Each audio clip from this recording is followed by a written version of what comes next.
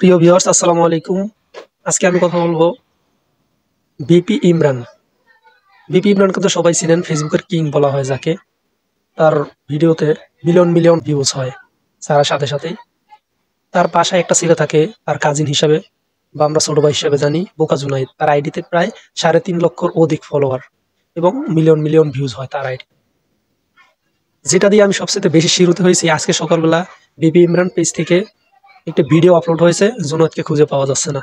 সকালে উঠছি আমি ঘুম থেকে 7টার দিকে, উঠা দেখি জুনাইদ নাই। জুনাইদ নাই থাকতে পারে, স্বাভাবিক।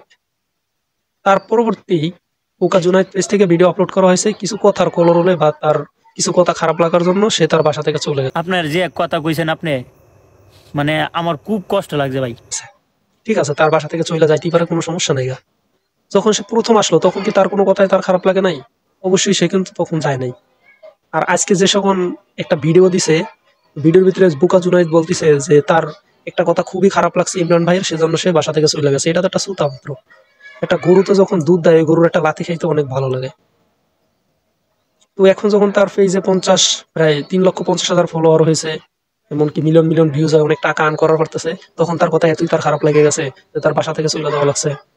তো গেলে তুই আগেই যাইতে, আসলে তুই বোকা জুনাইদ না, তুই সবচেয়ে চালাক এবং বুদ্ধিমান।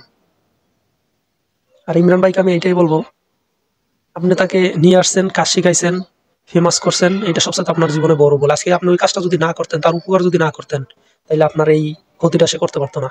আপনার কাছ থেকে চলে যাওয়ার পরে যে ভিডিওটা দিছে, প্রায় 1 মিলিয়ন মানুষ দেখছে। ওটা কিন্তু বোকা জুনাইদের জন্য দেখে না, এটা আপনার জন্য দেখছে।